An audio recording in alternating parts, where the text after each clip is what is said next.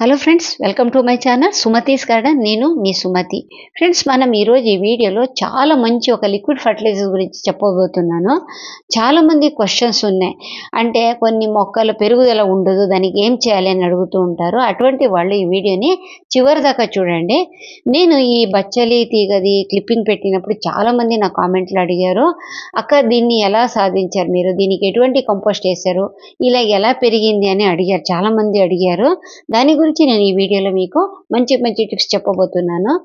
ఇంకా కొంతమంది ఈ తులసి వీడియో చూసినప్పుడు దాని కింద కూడా కామెంట్ పెట్టారు. ఏంటంటే, అక్క మన ఇంట్లో తులసి మొక్క సరిగా పెరగట్లేదు, దానికి ఎటువంటి కంపోస్ట్ వేయాలని. దానికి కూడా నేను ఈ వీడియోలో సమాధానం చెప్తాను.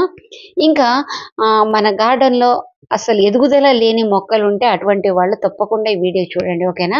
సరే, ఇంకా మనకు ఒక ప్రాబ్లం ఎక్కడొస్తుందంటే, బోలెడు కంపోస్ట్లు వేస్తూ ఉంటాం. అంటే ఏది కనిపించిందన్నీ, ఏ వీడియోలో చూసిందన్నీ మన మొక్కల్లో ప్రయోగిస్తూ ఉంటాం. కానీ అటువంటప్పుడు ఏమవుతుందంటే, మొక్కల్లో ఏం చేసినా కూడా పెరుగుదల కనిపించదు. ముఖ్యంగా ఆకుకూరలో ప్రాబ్లం కనిపిస్తూ ఉంటుంది. దానికి ఎక్కువ కంపోస్ట్ వేయలేము.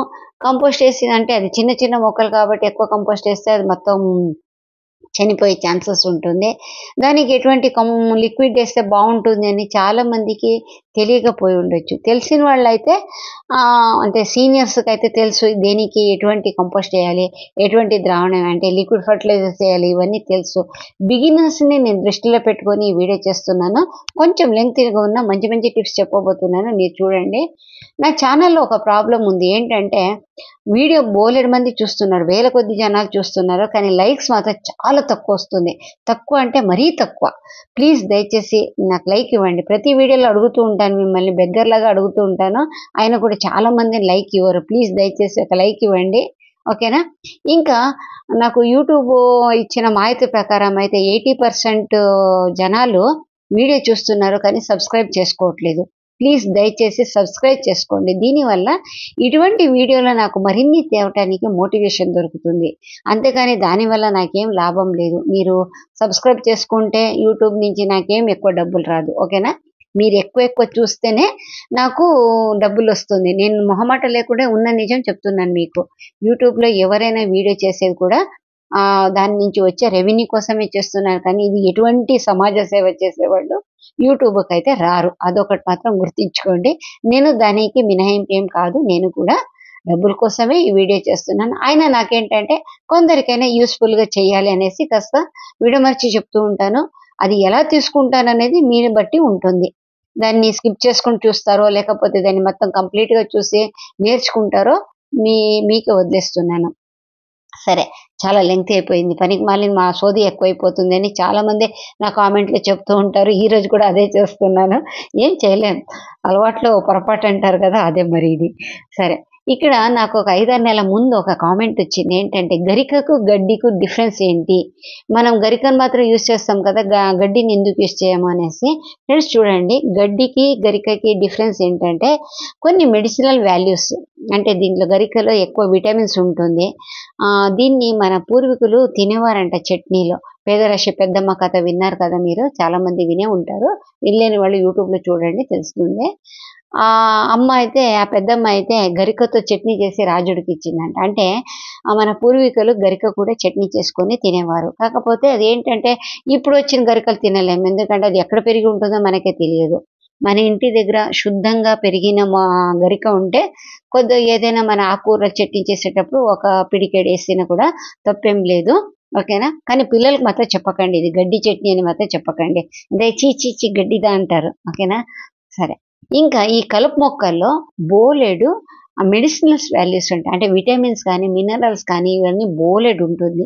ఇవి మొక్కలకి చాలా బాగా పనిచేస్తుంది. మనం కలుపు మొక్కలను పడేస్తూ ఉంటాం కదా, అటువంటిది. మీరు కంపోస్ట్లో వినే ఉంటారు, కంపోస్ట్ వీడియోలో బోలెడు చెప్తూ ఉంటాం కదా మేము. ఏంటంటే, కిచెన్ వేస్ట్ కానీ, లేకపోతే ఇటువంటి మన మొక్కల్లో రాలిన ఆకులు కానీ, లేకపోతే కలుపు మొక్కలు కానీ ఇవన్నీ పడేయకుండా కంపోస్ట్ చేసి మొక్కలకి ఇస్తే చాలా బలంగా ఉంటుందనేసి. అది ఎందువల్ల అంటే, దాంట్లో ఉన్న విటమిన్సే కారణం. అందుకే కంపోస్ట్ చాలా బలంగా ఉంటుంది. ఈ కంపోస్ట్ చేసి అన్ని రోజులు దాన్ని మనం ఒక 4, 5 నెలలు దాన్ని కంపోస్ట్ చేసి ఏసేది కన్నా డైరెక్ట్‌గా మొక్కలకేస్తే చాలా బాగా పెరుగుతుంది. ముఖ్యంగా మనకెక్కడ అంటే ఆకుకూరలో మనకి ఎటువంటి కంపోస్ట్ చేయాలని చాలా మంది కన్‌ఫ్యూజ్‌గా ఉంటుంది. ఇప్పుడు దానికి కౌ డంగ్ కంపోస్ట్ ఉందనుకోండి, తెచ్చి ఏసామనుకోండి ఆకుకూరలకి, చిన్న చిన్న మొక్కలకి, ఇంకా మొలకలొచ్చే మొక్కలకి, అప్పుడేమవుతుంది? ఆ మొక్కలు సచ్చి ఊరుకుంటాయి. ఎందుకంటే అంత కంపోస్ట్‌లో ఉన్నంత అది తట్టుకోదు. ఇంకొన్ని మొక్కలైతే అసలు ఆకులన్నీ వాడిపోయినట్టు, అసలు ఏమి బలం లేనట్టు ఉంటాయి. అటువంటి వాటికి నైట్రోజన్ ఉన్న కంపోస్ట్ ఏస్తే చాలా బాగా పెరుగుతుంది. కౌడంగ్ కంపోస్ట్‌లో నైట్రోజన్ ఉంది, లేదని కాదు. ఉంది. కాకపోతే ఏంటంటే, ఇందులో ఉన్నంత ఎక్కువ లేదు. ఈ నైట్రోజన్ మొక్కలకి ఎప్పుడు అందించాలంటే, ఆకులు బాగా పెరగాలి అనుకున్నప్పుడు, దానికి మన నైట్రోజన్ ఉన్నది అందిస్తే చాలా బాగా పెరుగుతుంది. చక్కటి రిజల్ట్ ఒస్తుంది. అంటే మొక్క చకచకా పెరిగిపోతుంది. ఆకుకూరలు మీరు ఏసి చూడండి, మీకు తెలుస్తుంది. సరే, ఇప్పుడు నేను ఈ గడ్డి ద్రావణం గురించి చెప్తున్నాను కదా! ఓహ్! మాకొచ్చు అనేసి స్కిప్ చేయకండి. ఎందుకంటే, దీన్ని ఎలా వాడాలి అనేది కూడా ముఖ్యమే.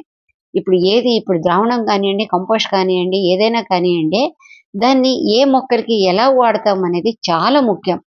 చాలామంది నన్ను కామెంట్‌లో అడిగేదేంటంటే, "అక్క నువ్వు చెప్పిన కంపోస్ట్‌లో అవన్నీ నేను చేస్తున్నాం. కాకపోతే రిజల్ట్ రావట్లేదు. మొక్క పాడైపోయింది" అంటారు. దేనికంటే అది వాడే పద్ధతి తెలియక. ఓకే. ఇక గరిక గురించి, గడ్డి గురించి మనం ఎలా యూజ్ చేసుకోవాలో గురించి చెప్తానిప్పుడు. ఇప్పుడు మనం కలుపు మొక్కలన్నీ తీసి ఒక చోట ఏస్తే ఇలా ఎండిపోతుంది. కొన్ని ఒక వారం, 10 రోజులకి ఇలా ఎండిపోతుంది. పచ్చిగున్నది మనం ఒకసారి ఏసామనుకోండి, ఒక పక్కకేసామనుకోండి, దాంట్లో ఏమవుతుందంటే, మళ్ళీ దానికి వేర్లొచ్చి మళ్ళీ మనకు ప్రాబ్లమొస్తుంది. దానికి ఏం చేస్తామంటే, కాస్త ఎండబెట్టి మొక్కలకేయాలి. ఇంకొకటి, మనం పచ్చి గడ్డిని మొక్కలకేసామంటే, అది కుళ్ళిపోయే ప్రాసెస్‌లో దాంట్లో గ్యాస్ ఉత్పత్తి అయ్యి అందులో ఉన్న వేర్లకి చాలా బాగా దెబ్బతింటుంది. అందుకే పచ్చి గడ్డిని డైరెక్ట్‌గా ఏయకండి. కాస్త ఎండిపోయిన తర్వాత ఇలా మల్చింగ్ లాగా యూజ్ చేయండి. ఇంక ఎలాగో చలికాలం వచ్చేసింది. ఇంక నెక్స్ట్ ఎండాకాలమే కాబట్టి ఇటువంటిదన్నీ మల్చింగ్ చేస్తూ ఉంటే మొక్కల్లో చాలా హెల్తీగా పెరుగుతాయి. ఇంకొక డైరెక్ట్‌గా సన్‌లైట్ ఆ మట్టి మీద పడకుండా మొక్క కాస్త సేఫ్‌గా ఉంటుంది. రెండోదేంటంటే దీని కింద సూక్ష్మజీవులు బాగా వృద్ధి చెంది మన మొక్కలకి కావాల్సిన ఎరువులన్నీ బాగా అందిస్తుంది. ఇంక నెక్స్ట్ వాన నీళ్ళు.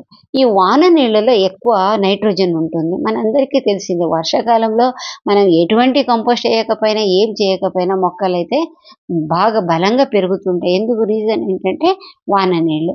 ఈ వాన నీళ్ళు మీకేమైనా వీలున్నప్పుడు కాస్త తీసి పెట్టుకుంటే ఇటువంటి ద్రావణం చేసేటప్పుడు యూజ్ అవుతుంది. ఇక్కడ ఇంకో పద్ధతి ఏంటంటే చూడండి, ఇట్లా గడ్డి తీసి మనం దీన్ని నీళ్ళలో, వాన నీళ్ళు లేకపోతే మామూలు నీళ్ళే అనుకోండి, అదైనా తీసుకోవచ్చు. ఆ నీళ్ళలో 2, 3 రోజులు ఇలా నానబెట్టేసామంటే అది కుళ్ళిపోయి దాంట్లో ఉన్న బలం మొత్తం నీళ్ళకొచ్చేస్తుంది. ఆ నీళ్ళని మనం మొక్కలకి అందిస్తే చాలా బాగా పెరుగుతుంది. అంటే నేను ఇందాక చెప్పాను కదా! ఆకుకూరలు కానీ, ఆకులు బాగా పెరగాలనుకున్న మొక్కలు కానీ ఇది ఏస్తే చాలా బావుంటుంది. కొంచెం వాసన వచ్చేదైతే ఉంది. వాసన అయితే రావచ్చు. చాలామంది తట్టుకోలేరు కూడా. సో, దానికి అవాయిడ్ చేయటానికి ఇంకో మెథడ్ కూడా ఉంది. ఏంటంటే, ఈ గడ్డిని చిన్న చిన్నగా కట్ చేయండి. ఎందుకు కట్ చేయాలంటే, మనం దీన్ని మిక్సీ పడతాం. అంటే చట్నీలాగా చేస్తాం. ఇప్పుడు ఈ 2, 3 రోజులు నానబెట్టడము, దానికి అన్నీ ఇది చేయడము, అవన్నీ వర్కింగ్ లేడీస్‌కి పని చేయదు. వాళ్ళకి పాపం పొద్దున్నుంచి రాత్రి దాకా పని చేస్తూ ఉంటారు. టైం దొరికేదే ఒక సండే మాత్రం. అటువంటప్పుడు ఇవన్నీ చేసుకుంటూ కూర్చుంటే వాళ్ళకి టైం సేవ్ అవ్వదు. అటువంటి వాళ్ళకి ఇదొక మంచి చిట్కా చూడండి. ఆ చిన్న చిన్న కట్ చేసుకొని మిక్సీలో ఎయండి. మిక్సీలో ఏసి చాలా మెత్తగా మీరు రుబ్బుకోండి. చట్నీ కింద గంధం అంటారు గదా! గంధంలాగా రుబ్బుకోండి. ఎంత వీలైతే అంతగానో మీరు దాన్ని కాస్త నీళ్ళేసుకుంటూ చక్కగా గ్రైండ్ చేయండి. ఇది కొద్దిగా మనకేంటంటే టైం సేవ్ అవుతుంది. అప్పటికప్పుడు చేసుకొని ఎయొచ్చు. అది చట్నీలాగా తయారైంది కదా! దాన్ని నీళ్ళలో మిక్స్ చేయండి. అప్పుడేమవుతుంది, చిక్కటి ద్రావణం తయారైపోతుంది. దీన్ని మనం డైరెక్ట్‌గా మొక్కలకి ఇయ్యొచ్చు. అంటే మొక్కలకంటే ఇక్కడ మీనింగ్ ఏంటంటే ఆకుకూరలకి ఇయ్యొచ్చు. అంటే స్ప్రే చేయొచ్చు. స్ప్రే చేయాలంటే ఒక చిన్న చిట్కా ఏంటంటే కొద్దిగా దాన్ని ఫిల్టర్ చేసుకోండి. అప్పుడు ఏమవుతుందంటే ఈ మన స్ప్రేయర్ బాటిల్లో అది ఇరుక్కోకుండా ఉంటుంది. మనం డైరెక్ట్‌గా మట్టిలో ఏసేటప్పుడైతే ఫిల్టర్ చేసుకునే అవసరం ఏం లేదు. అలాగే ఎయొచ్చు. లేదు మనం మొక్కల మీద స్ప్రే చేస్తాము అనుకుంటే కనుక దాన్ని ఫిల్టర్ చేసుకోవడం మాత్రం చాలా ముఖ్యము. తర్వాత లేదు ఇంకాస్త టైం ఉంది, మనకి ఇంకాస్త ఓపిక ఉంది అనుకుంటే ఈ ద్రావణంలో ఒక బెల్లం ముక్క ఏసి ఒక రోజు ఉంచండి. ఈరోజు చేసామనుకోండి, రేపటి వరకు అది ఉంచండి అలాగే. రేపు 1 లీటర్ ఈ ద్రావణం ఉంటే ఇంకొక 5 లీటర్ నీళ్లు పోసి కాస్త పల్చగా చేసి అన్ని మొక్కల మీద స్ప్రే చేయొచ్చు.